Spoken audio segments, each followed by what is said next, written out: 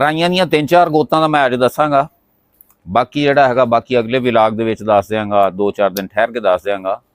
ਇਹਦੇ ਜਤਾਲੇ ਪੰਜਾਬ ਦੇ ਮੁਖਤਲਿਫ ਇਲਾਕਿਆਂ ਦੇ ਵਿੱਚ ਆਬਾਦ ਨੇ, ਕਾਰੋਬਾਰੀ ਨੇ, ਜ਼ਿਮੀਂਦਾਰ ਨੇ, ਸਿਆਸਤ ਵੀ ਸ਼ੌਕ ਨਾਲ ਕਰਦੇ ਨੇ। ਜਿਸ ਤਰ੍ਹਾਂ ਚਿਸ਼ਤੀਆਂ ਦੇ ਵਿੱਚ ਮਜੀਦ ਅਹਿਮਦ ਜਤਾਲਾ ਸਾਹਿਬ MP ਦਾ ਇਲੈਕਸ਼ਨ ਲੜਦੇ ਨੇ, ਜ਼ਿਮੀਂਦਾਰਾ ਵੀ ਕਰਦੇ ਨੇ। ਇਸੇ ਤਰ੍ਹਾਂ ਜਿਹੜੇ ਹੈਗੇ ਆ ਇਕਵਾਨਾਰ ਦੇ ਵਿੱਚ ਜਤਾਲੇ ਬੈਠੇ ਨੇ, ਸਾਡੀ ਤਹਿਸੀਲ ਜ਼ਿਲ੍ਹੇ ਦੇ ਕੁਛ ਇਲਾਕੇ ਜਿਨ੍ਹਾਂ ਦਾ ਮੈਂ ਦੱਸਣ ਡਿਆ। ਬਾਕੀ ਇਸ ਤੋਂ ਹਟ ਕੇ ਭੁੱਟੋ ਖਾਨਦਾਨ, ਭੁੱਟੋ ਗੋਤ ਜਿਹੜੀ ਰਾਈਆਂ ਦੀ, ਇਹ ਵੀ ਬਹੁਤ ਨਮਾਇਆ ਤੇ ਮਸ਼ਹੂਰ ਗੋਤ ਆ। ਸਿੰਧ ਦੇ ਵਿੱਚ ਜ਼ਿਆਦਾ ਆਬਾਦ ਨੇ, ਜ਼ਿਮੀਂਦਾਰਾ ਵੀ ਕਰਦੇ ਨੇ, ਔਰ ਇਹਦੇ ਨਾਲ ਸਿਆਸਤ ਦੇ ਵਿੱਚ ਇਹ ਖਾਨਦਾਨ ਬਹੁਤ ਮਸ਼ਹੂਰ ਆ, ਭੁੱਟੋ ਖਾਨਦਾਨ। ਰਾਮਿਆਂ ਦੀ ਗੋਤ ਜਿਹੜੀ ਹੈਗੀ ਆ, ਇਹ ਤੀਰਅੰਦਾਜ਼ ਸਨ, ਜ਼ਿਮੀਂਦਾਰ ਵੀ ਨੇ, ਦਾਨਸ਼ਵਰ ਵੀ ਨੇ।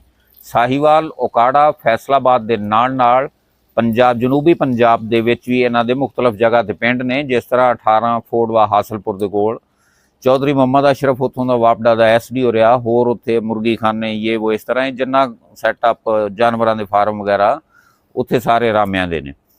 ਅੱਛਾ, ਇਸ ਤੋਂ ਬਾਅਦ ਇੱਕ ਹੈ ਮੀਆਂ। ਇਹ ਗੋਤ ਜਿਹੜੀ ਹੈਗੀ ਆ, ਇਹ ਨੁਮਾਇਆ ਸ਼ਾਖ ਹੈ ਇਸ ਕੌਮ ਦੀ। ਜ਼ਿਮੀਂਦਾਰ ਨੇ, ਜ਼ਿਮੀਂਦਾਰ ਘਰਾਨਿਆਂ ਦੇ ਨਾਲ ਤਲਕ ਨੇ, ਖਾਨਦਾਨੀ ਨੇ। ਇਹ ਗੋਤ ਜਿਹੜੀ ਲਾਹੌਰ, ਸਾਹੀਵਾਲ, ਫੈਸਲਾਬਾਦ, ਰਹੀਮ ਯਾਰ ਖਾਂ, ਵਿਹਾੜੀ, ਟੋਬਾ ਟੇਕ ਸਿੰਘ, ਨਾਰੋਵਾਲ, ਸਿਆਲਕੋਟ, ਮੀਆਂ ਚੰਨੂ ਵਿੱਚ ਆਬਾਦ ਨੇ। ਇਸ ਤਰ੍ਹਾਂ ਇਹ 4 ਗੋਤਾਂ ਸਨ। 4 ਗੋਤਾਂ ਦਾ ਥੋੜ੍ਹਾ ਜਿਹਾ ਦੱਸਿਆ ਆ। ਬਾਕੀ ਮਜ਼ੀਦ ਜਿਹੜੀਆਂ ਹੈਗੀਆਂ 2-4 ਦਿਨਾਂ ਤੋਂ ਬਾਅਦ ਫਿਰ ਮੈਂ ਦੱਸਾਂਗਾ। ਅੱਲਾਹ ਤਾਲਾ ਤੁਹਾਨੂੰ ਖੁਸ਼ ਰੱਖੇ, ਹੱਸਦੇ ਵਸਦੇ ਰਹੋ, ਆਬਾਦ ਰਹੋ। ਅੱਲਾਹ ਹਾਫਿਜ਼।